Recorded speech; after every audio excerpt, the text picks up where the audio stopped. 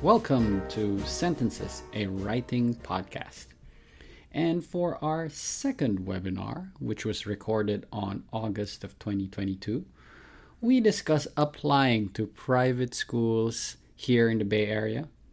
And we were fortunate enough to be joined by three awesome educators: Vali Govier, a math tutor; Rheanna Bates, an admissions consultant; and Alex Peters-Trempus, a college counselor. We hope you enjoy this presentation. Welcome to our webinar. Thank you so much for signing up and for participating in this great event. We're excited to do this. We've been planning the whole week, and we are just raring to go. So we're going to start with just a couple of introductions. We have four educators here and parents as well. And we would like to, first of all, just welcome you all. And we'll do quick introductions, and each of us has a part in terms of giving information about this process, which can be very nerve-wracking, but very rewarding as well. So I'll start. My name is Chino. To those of you who know me, who've been to Sentence Center, I run Sentence Center, and we are a writing school, a virtual writing school for kids from grades 1 all the way to grade 9. So we help kids with writing from a young age and all the way to high school. And I'm going to hand it over to my other co-hosts to introduce themselves and the great things they do with kids. Rheanna. Hi, sorry, Vali, go ahead.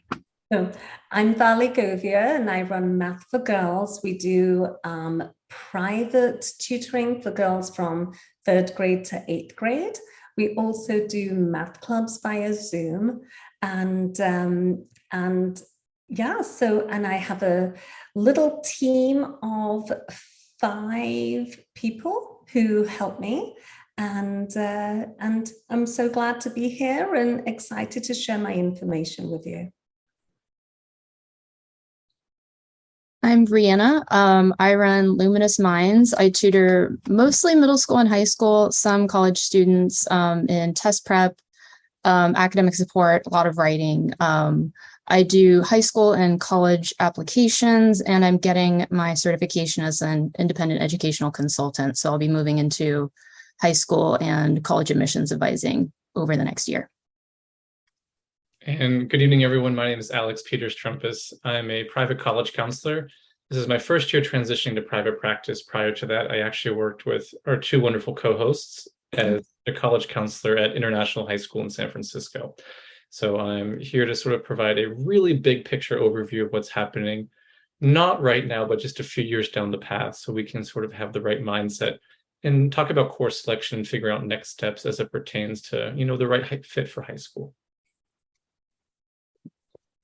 Great. Thank you so much. So we will begin. So the bulk of this webinar will be focused on just the private high school process. And just a side note, this is a project that all of us started. It's close to my heart just because I have kids who have gone through the private high school process. I used to teach in a private high school, so I know it from the standpoint of a teacher and then as a parent. And now my son just graduated from International High School. He's going to college, and with the help of Alex, of course. And I still have a daughter in private high school. So I'm still in that same realm. And like I said, it's close to my heart just because I've been in it.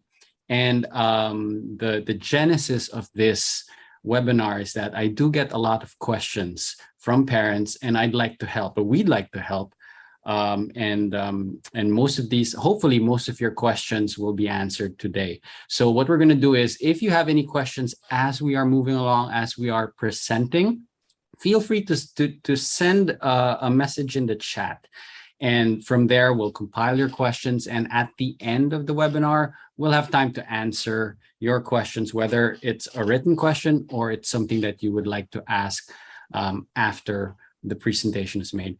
We'll also send you all the materials that we presented here, any spreadsheets, any slideshows that you see. We'll give you links to those too, plus a handout that you can see easily, along with the things that you can do starting right now. So without further ado, I'll introduce Rheanna, who is going to do the bulk of the presentation, and she's going to focus on the process and the things that you need to do. So, Rheanna, take it away. Okay, we will get started.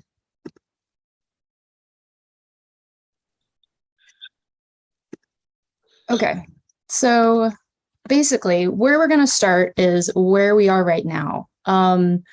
A lot of private high schools, which includes like independent and Catholic schools, are just about to or have within the past few days opened their application portals.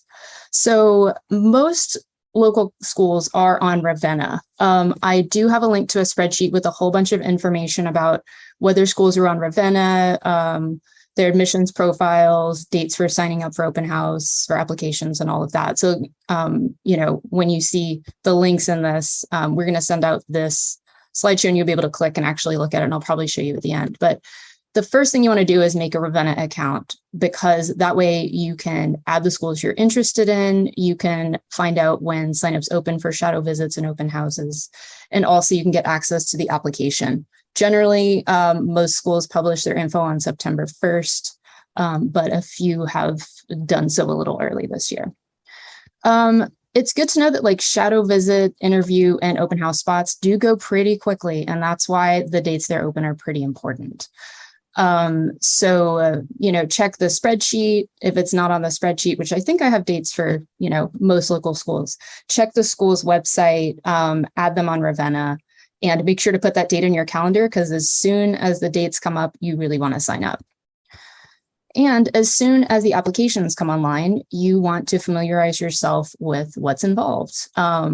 So you will have to fill out student and family profiles. There will be a personal statement that most schools on Ravenna will accept, and schools will ask short answer questions, which usually involve why you want to attend the school, and Chino will cover more of that later. Also, you're going to need recommendations from teachers and administrators. Typically, it's 2 teacher recommendations and 1 administrator recommendation. Some Catholic schools want to see a clergy recommendation, although that's usually optional, and all of those requirements will be on the admissions portal.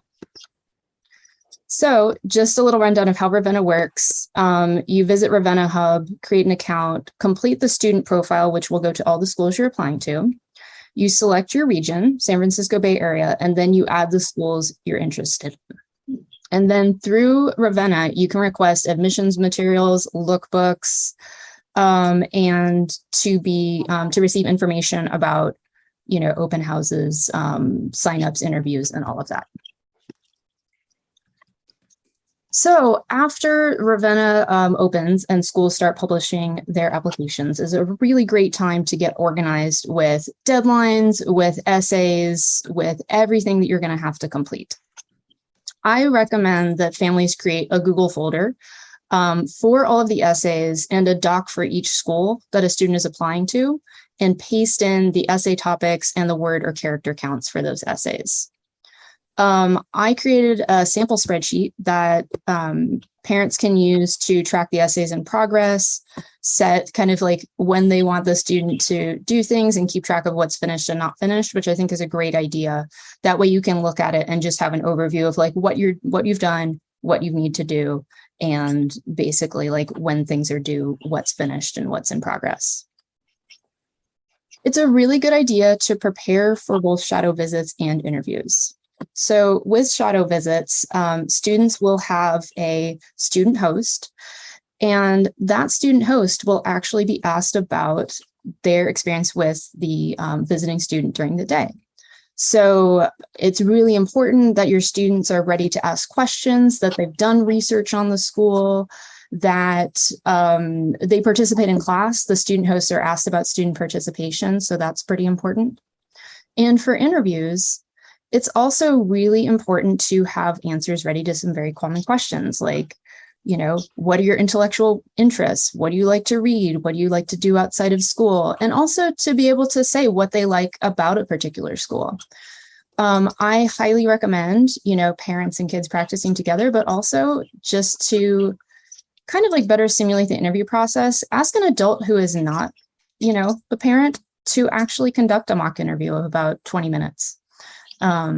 Students will need to, make eye contact, be forthcoming, have, somewhat developed answers to questions. And it's a really good idea to rehearse. That way it's less of a shock going into an interview.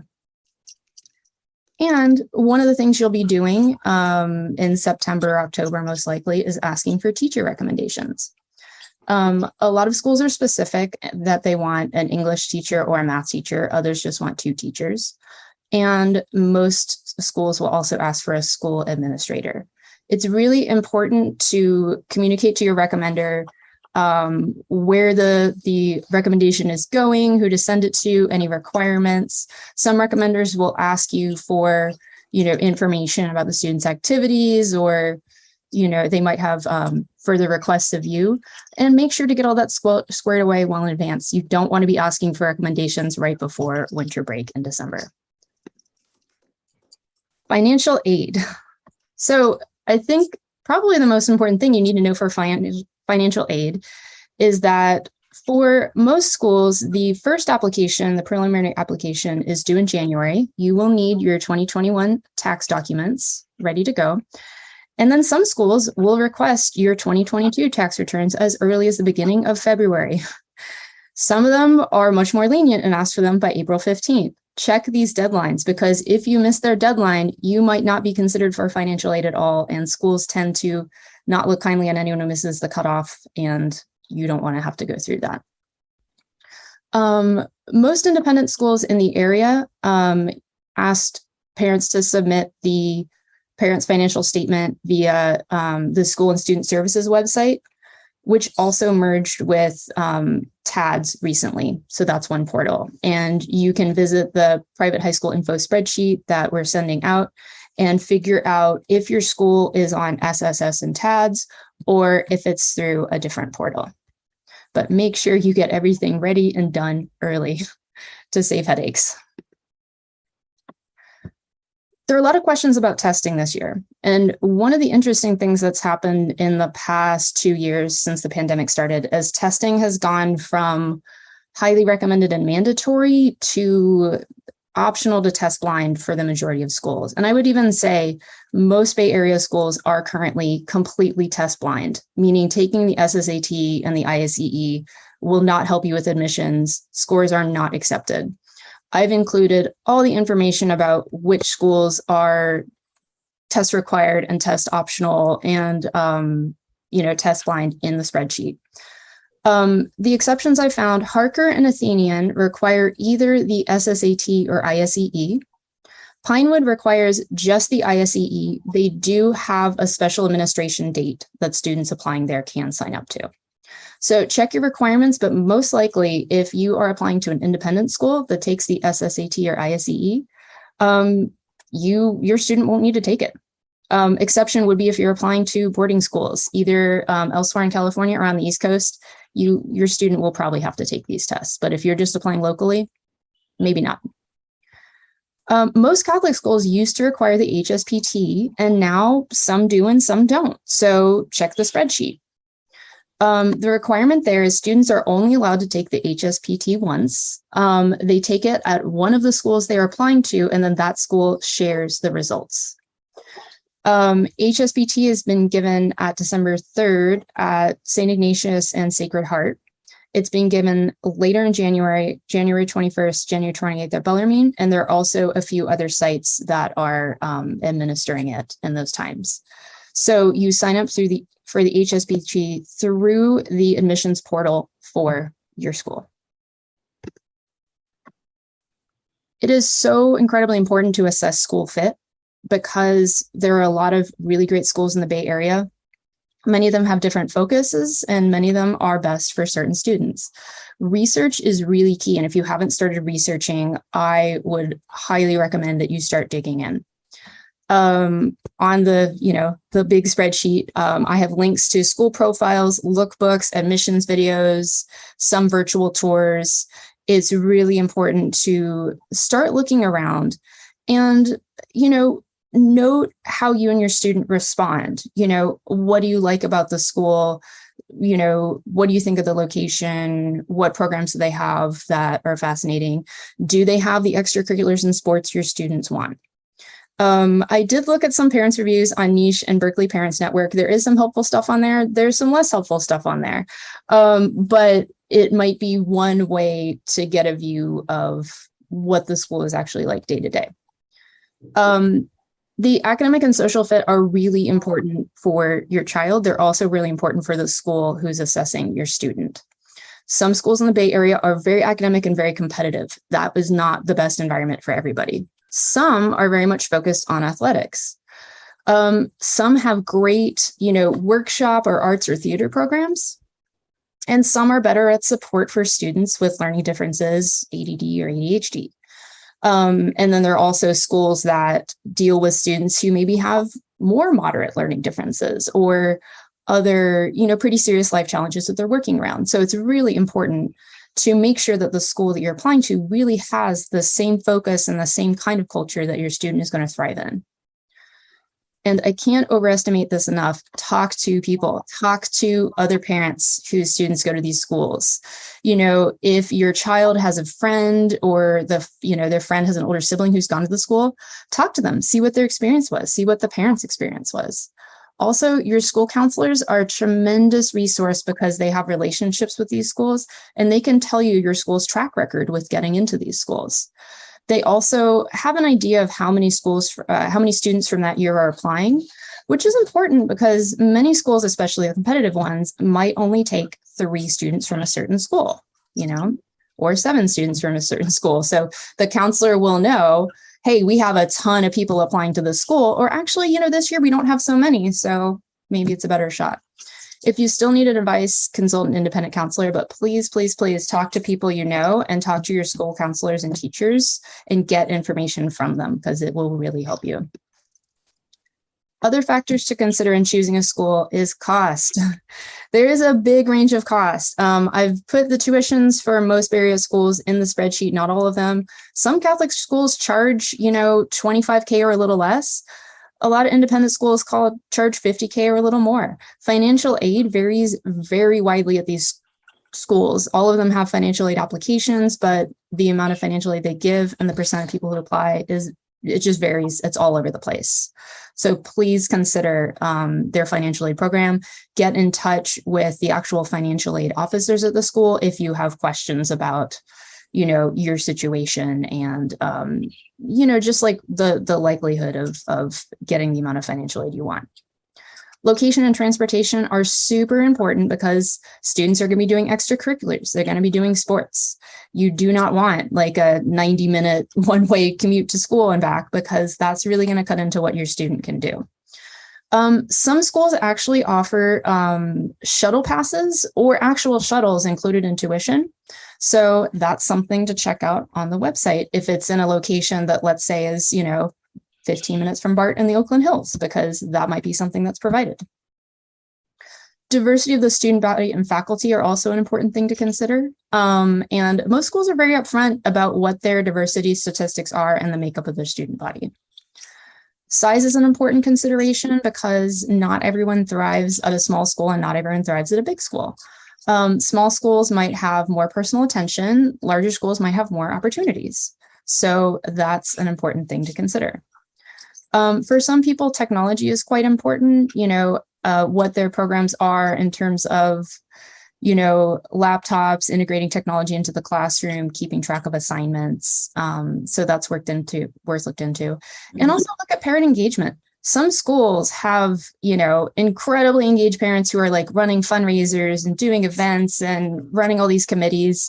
And that's kind of the culture there. And that might be great for you. Or you might be like, wow, that's kind of a lot. Looking at how well school admins and teachers really communicate with parents. How often are there parent-teacher conferences? How do they keep the communication flowing? I think those things are all really valid and play into what schools are looking for from families. So there's a question of like, how many schools do I apply to? And I think that really depends on how many selective schools your child is applying to. Selected in the Bay Area generally means that a school has 5 to 7 applicants for each available spot. Crystal Springs, Harker, and UHS cite that that's about their ballpark. St. Ignatius is moderately selective. They have about 3 applicants per spot. Some schools only have 1 or 2 applicants per spot. Strange thing about admissions numbers is not every school is up front, and they're kind of hard to find. I've linked to a bunch of admissions FAQs, so if it's there, you can find it. But not every. This might be a good question for your school counselor. Is like, what is the admissions track record from your particular middle school, and how many people they admit. You can also talk to the admissions administrators for the school, and they might be able to give you more info. But in general, the more selective schools your student is applying to, the more applications you should admit, because you don't want to end up with, one choice or, no choices. If you're applying to 4 schools, that could be okay if 1 or 2 are selective. If you're applying to mostly selective schools and you're getting into boarding schools, you're probably going to be applying to 7 to 8. Most families I work with apply to between 5 and 7. And that's pretty typical for San Francisco, or Marin. So what are schools looking for? Past academic performance is really important, especially the more academic a school is. Schools will look at students' grades from 7th grade in the first semester of 8th grade. They do ask for transcripts. They will look at teachers' recommendations for how your student does in the classroom. How engaged are they? Most schools do not consider test scores, so that's no longer part of the assessment. Character and fit are hugely important. Schools are looking for kids who will thrive there, who really fit the mission of the school and will contribute to the community. And they're looking for parents who are going to fit in and also contribute to the community and be a great fit for the school's values. And the student's character is important. They want students who are passionate about things, who have varied interests, who some schools are very intent on getting students who are involved in the community and do service work. They all want students who are mature, who are self-motivated, who can deal with challenges, who can ask questions and come to adults when they need help.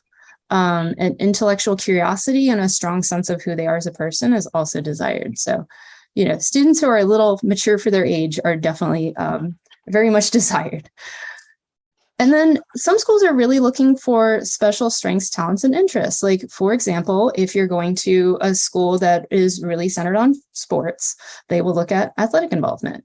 For those that are more focused on service, they're going to look at what is the depth of your involvement in, volunteer work in the community.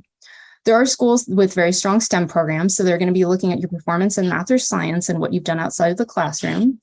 And if you're applying to a program with a, workshop or performing arts focus, they're looking at have you, had experience with like dance or music or those kinds of things. And those can make you a very good fit for a particular school.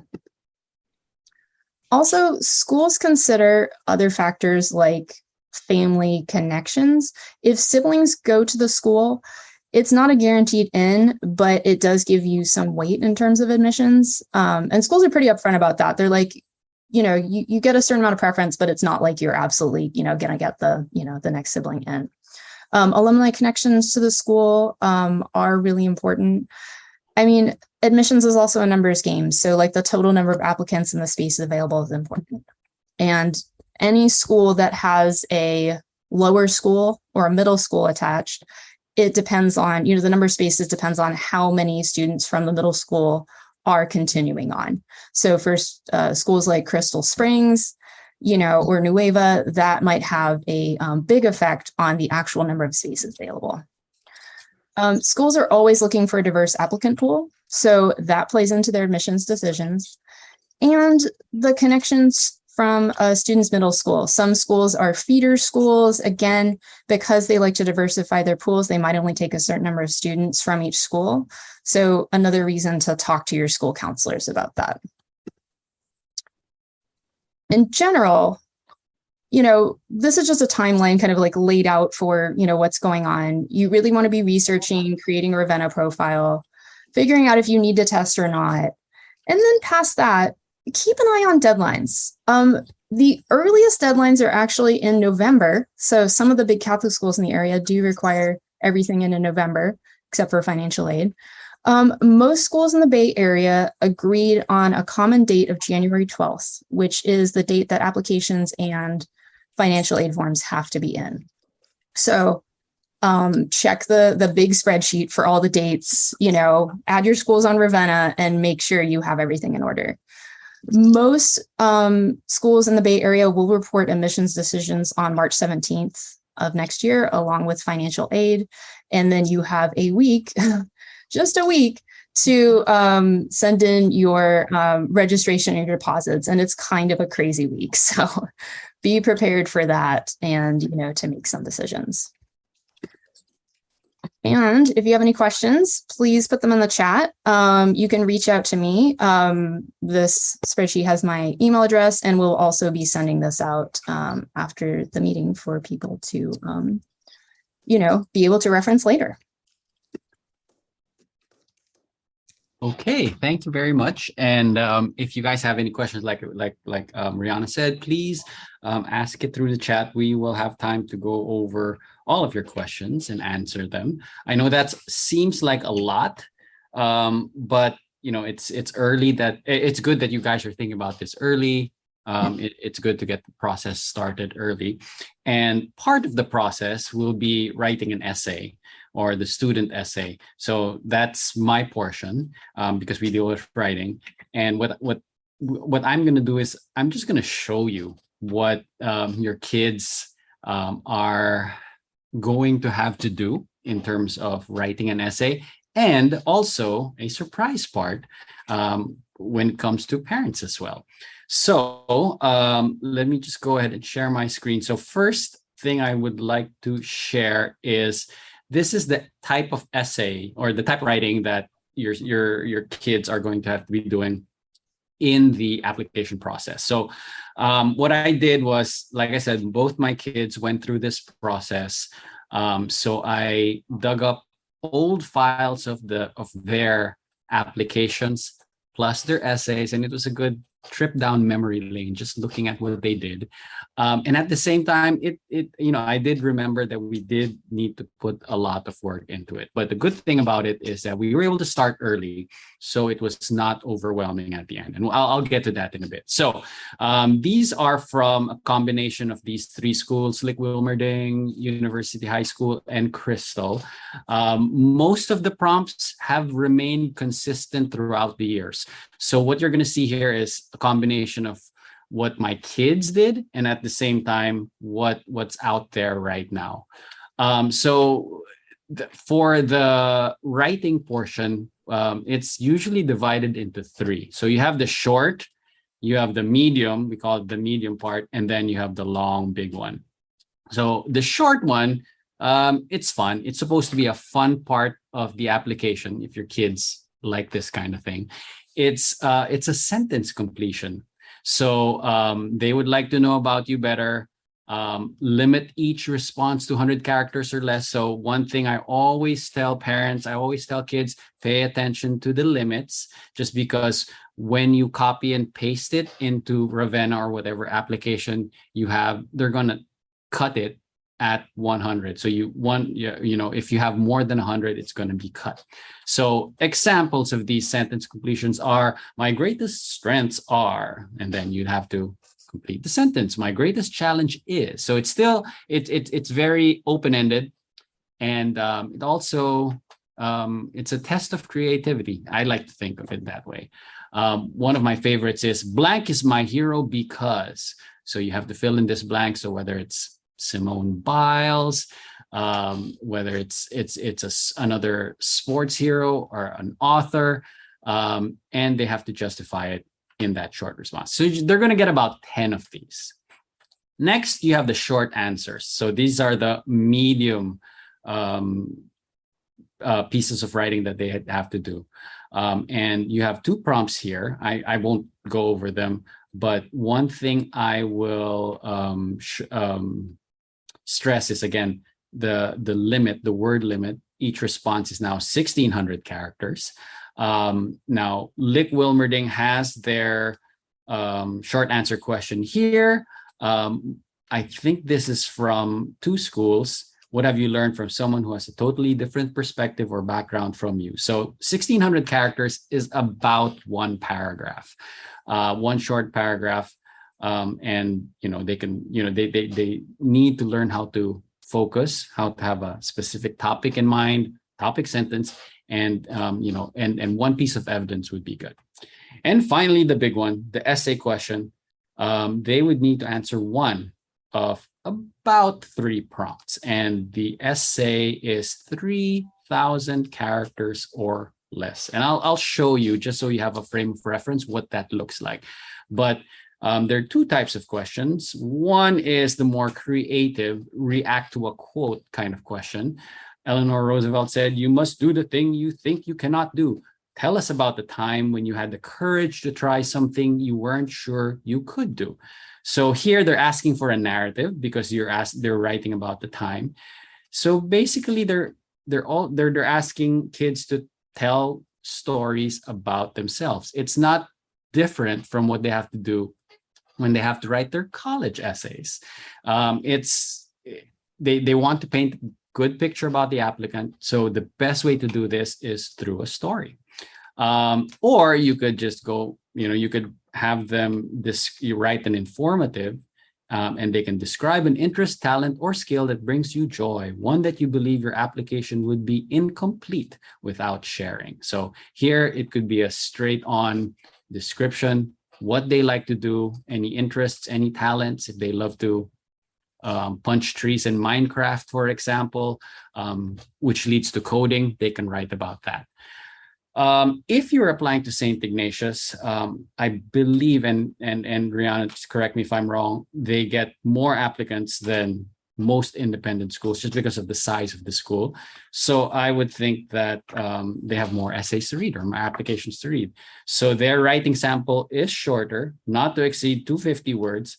And this prompt has been with them for, I would say, more than 10 years. I always see this every year. Kids come to me and they have the option to do this prompt. There's another prompt. So this is their creative prompt, which is a reporter from a major newspaper is interviewing you, and the story is about your life. So you're writing a newspaper article with you as the focus.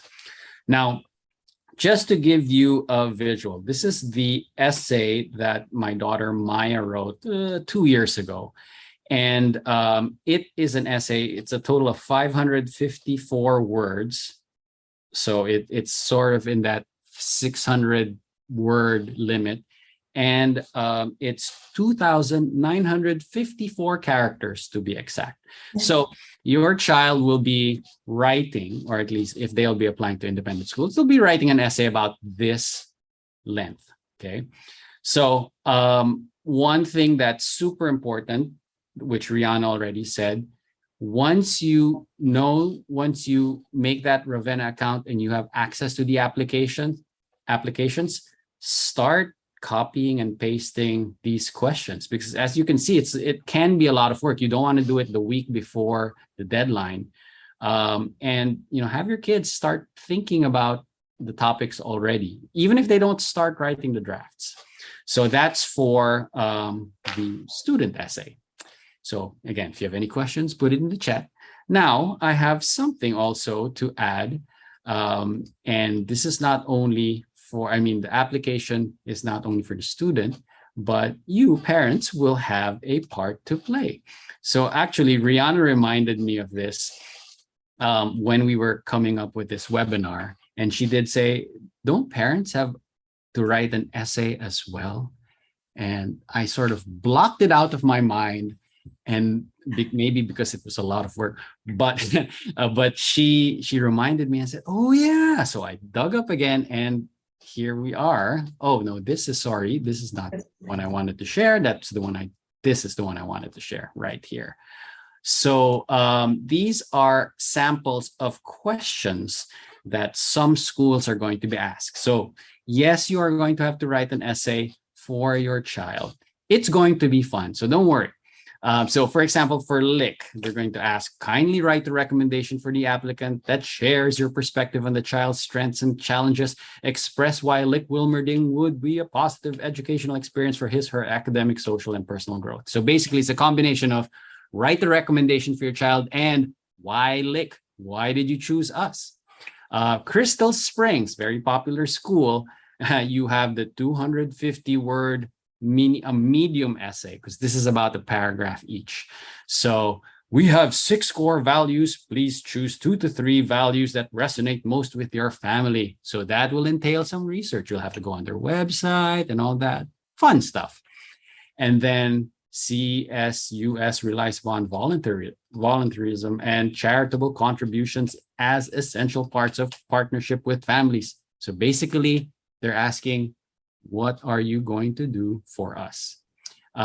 Fair question, I guess, for some schools. And there's always the catch-all essay.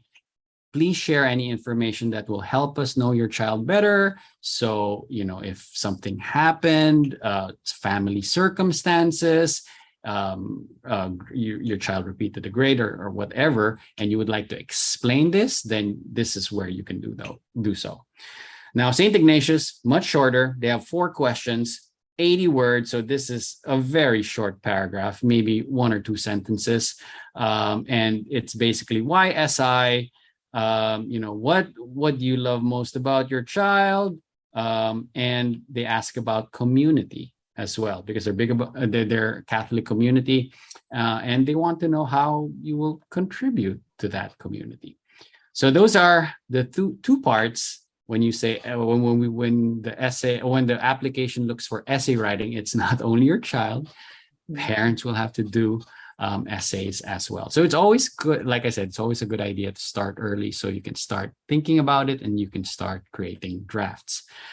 So that's for the English portion. So I'm gonna hand it over now to Vali, who's gonna talk about the math portion. Yes, hello everyone. I hope that you have a pencil and paper handy, because we're going to do a math problem together. And so, oops, no, that's not what I want. It's something else. I'm going to share this with you. Okay, so, and please chime in. I know you've all been really quiet up to now, but this is where I want you to chime in. So what schools are looking for nowadays are problem solvers and not human calculators. And so these are some of the problems that I give to my students. And so it says, can you solve this problem? And you can see a number of red dots and black dots and blue dots. So each of the colored dots represent a digit. So for example, if the red is, all the red dots will be the same digit, the black dots will be the same digit, and the blue dots will be the same digit. So how is it that we're going to work out a problem like this? And hopefully some of you are scribbling away, trying to figure stuff out. This might be taking you to an area of your brain where you're just, struggling, but in a good way, or you're trying to think of different ways that you might be able to do this. So if anyone brave enough who wants to chime in with something that we can do to tackle part of this problem, please do so. Anyone have any ideas on how we can do this? There's a lot of different methods. And so, some of the kids, when they come to me, they'll just say, no, this is just impossible. And I assure you, it is not impossible. So when we add, where do we normally start? Start with the reds on the right. Great, thank you, whoever said that. We start with the reds on the right. So we're trying to add this number plus this one plus this one equals this one. And that's when the kids get confused a little, because they think, if I add a red, and it has to equal a red, then the only ones they can generally think of are zeros. So if we put in a 0, so then you can see that that last digit could be a 0, but because all the reds have the same value, then that means that the whole thing adds up to 0. So we know that it can't be a 0, even though that makes logical sense initially. So then we think about, well, what else could it be? And sometimes the kids use the guess and check method. So so we're starting with the ones digit. And so they might say, okay, let's just put 2 in. And so they might put 2 plus 2 plus 2 is 6. Well, they know that the 6 won't work, because that should also be a 2 if the other ones were 2. Does anyone have any guesses, or anyone's figured it out? It's 5. It's 5. Thank you. Thank you. Lots of people have figured it out. Wow, great. Nice, great problem solvers. So we have 5 plus 5 plus 5 is 15. And then the kids think, oh yeah, we can do that, because the 15, you carry the 1 and then it'll be a 5. All right, what about the 10s? The 10s place value. We're looking at the black one plus another black one plus another black one plus the 1 equals a red.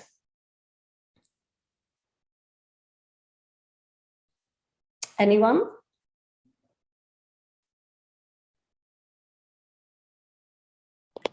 Eight. Thank you. Whoever said 8, really good. So we have, it's a similar sort of thing. We've got the 24 plus the 1. That's going to be a 5. And we're going to carry the 2. And then we'll look at the last one. And we have 3 plus 2 is also 5. So well done. Yay. You all get gold stars for that. One of my other kids, she was saying to me, once she figured out the 5s, she knew that the answer was 555. So what she did was she divided it by 3 and then got 185. So thank you for that. And I hope you enjoyed that little puzzle. And so this is what we're talking about. Schools are looking for kids who are problem solvers. We don't need human calculators. We have calculators at our fingertips, but we do need kids who can problem solve, who can be in that struggle, who can get that grit and determination. And generally what happens is that they look at math and logic, and generally when their foundation is super strong, they can go anywhere with that by visualizing what is it that the problem is asking. How can I work on this?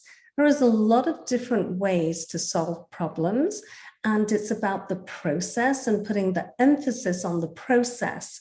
And the answer is important too, but generally when the process is rock solid, your answer will be pretty good too. So that's what I do. I don't actually do test prep. We do foundational math and math for life at Math for Girls.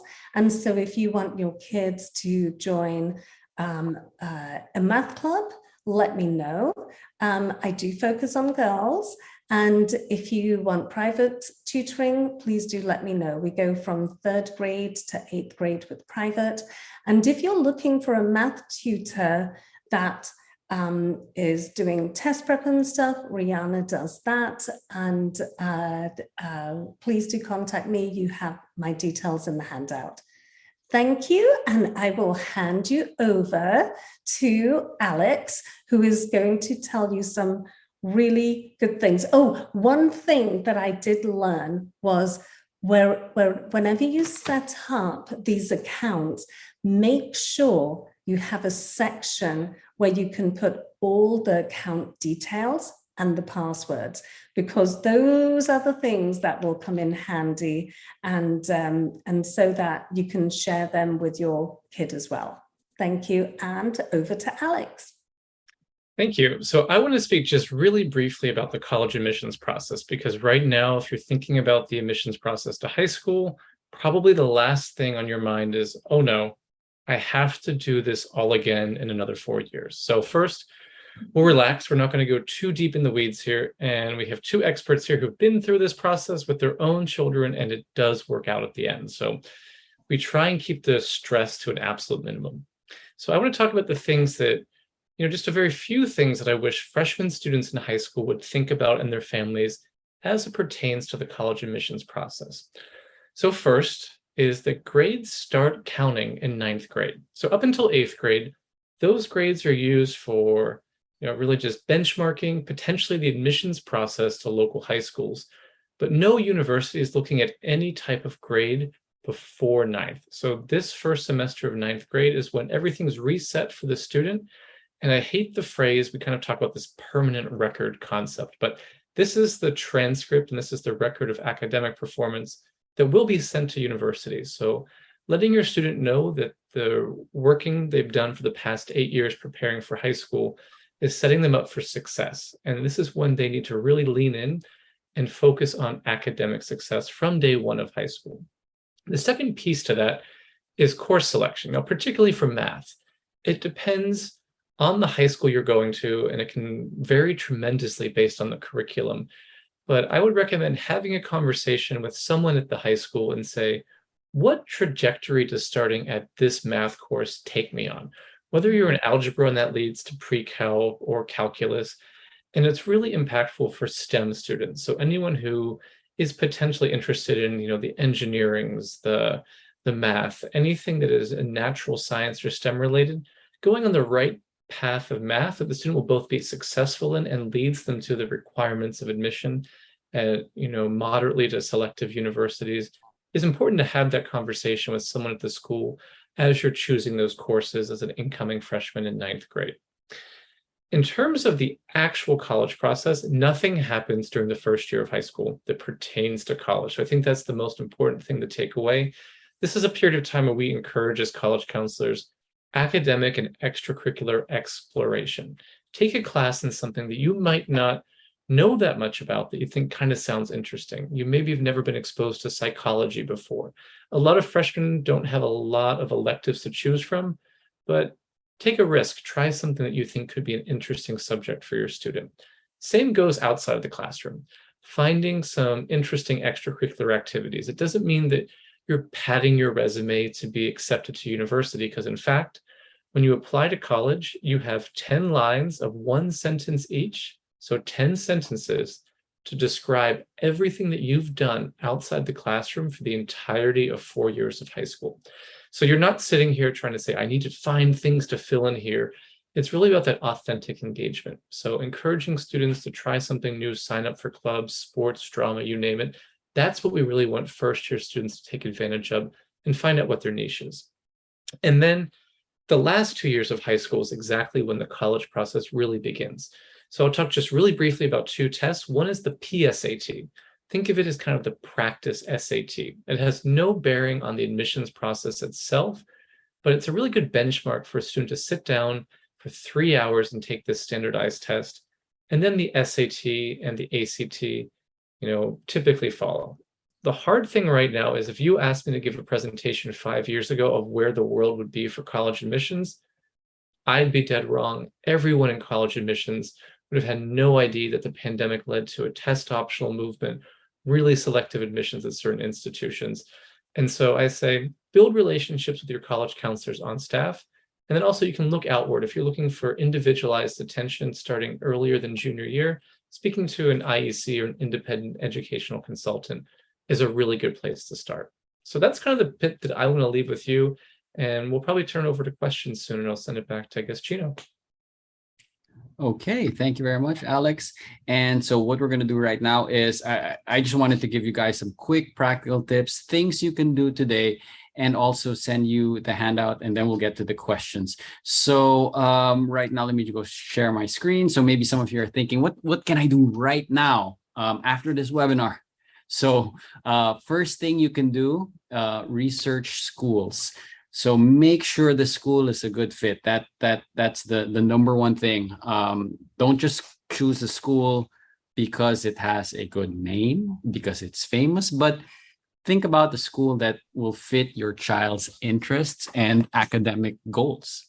The second thing is create the Rheanna account. In the handout, you'll see a link to Rheanna, and you can start adding the schools to your list once you've researched them and once you know which schools you're interested in. And if you can, request admissions materials or information from schools. This means going into their website, clicking on the Contact Us button, downloading whatever PDFs they have on file on their website, just so that you can, when you start the application process, you're armed with a lot of information. As I mentioned, read, copy and paste. Actually, this is the important part. Essay prompts, application questions. A lot of the application is going to be, simple information where you can fill out name, address, guardians, parents' names, and all that. You can definitely start that. And you can also begin the essay drafts without logging on Rheanna by just copying and paste it, open a Google Docs document with all those prompts there, and then you can start typing. Even you parents could do that as well. And really important, start signing up for open houses and shadow visits and interviews. These run out really quickly, and you don't want your shadow visits close to the application deadline, just so you have more time to choose. And even the open houses, usually some schools will have only 2 to 3 a year. At least when we were applying, that was the case. So, if the first 2 are done and you're left with the last one, that might not fit with their schedule. So try to get on early. So recommended, if your kid needs help with essay writing, you saw what the type of essay they had to write, and if they need help with that, they can start writing, and they can do an essay writing class. Rheanna and I are developing a workshop focused just on writing essays for the high school application. And we'll send more information about that when it's available. Strengthen your math skills. So if you weren't able to solve that puzzle, you can go to Vali's website and see what she offers in terms of math classes early on. Start early. And even with the essay writing, if you have younger kids and you're thinking for a few years down the line, it's best to start early, because these things don't happen in a day or in months. It takes time to develop this. And of course, consult an independent counselor. If you need that specific guidance, Rheanna is here, Alex is here for college, and they're here to help you out along the way. Okay, so that's our presentation. And right now we have time for questions. And if you haven't written it in the chat, please feel free to do so. So what we'll do is we have 3 questions in the chat, and I'll read them aloud for the panel to answer. And after that, if you have any more questions, we can ask them aloud. We can have a short dialogue here. And if there's any issues or concerns, it's best to bring it up that way. So the first question we have, and it's a financial aid related question. Christina asks, is it possible that you get accepted to a school but don't get financial aid? And the answer is yes. So I can speak from my experience for financial aid. We did get acceptances from some schools without the financial aid package. Sometimes you'll get waitlisted. And if you get waitlisted, don't expect the financial aid package if you do get in the waitlist. So yeah, the answer is yes, they can give you different levels. It will depend on their formula and all that. Did anyone else want to add? Have anything to add for financial aid? Nope. Okay. Yeah, sorry. Actually, I have a question. I just want to know, applying for the financial aid, will that lower your possibility, your chance of getting admitted? Because I'm not sure. Will they prefer to have some like a rich person, rich family, like that? Yeah. That's a good question. All schools will say no. It doesn't have any bearing. So I'll go with that. Unless anyone else here has any information. Rheanna, do you have any information about that? I mean, they really admit the student and the family. They're not like colleges who hire consultants to like run the numbers on like how much money they're going to get out of a certain group of students. So not so much, but yeah, they could admit you because they like, the student, and then they don't have enough money, or they just don't give you the amount of money you need. I think that's more likely. Okay, thank you. Okay. And also, Xiaofang, your next question is, if my kid has friends in the school, will that help for the admission, or it makes no difference? Friends, I don't think so, unless it's a recommendation given by a friend. But I wouldn't say it's more of a family member, because you have that legacy, unless anyone else knows. Well, the only way it's not going to count in the actual application the way siblings would. Like, it's not going to come up there and it's not going to count for you. But the student can demonstrate more knowledge about the school through talking to their friends, and can certainly mention it and, why they wanted to go to school. Oh, my friend has told me about this and this and this that they do. And I love these, activities that they told me about, and they can mention in the interview.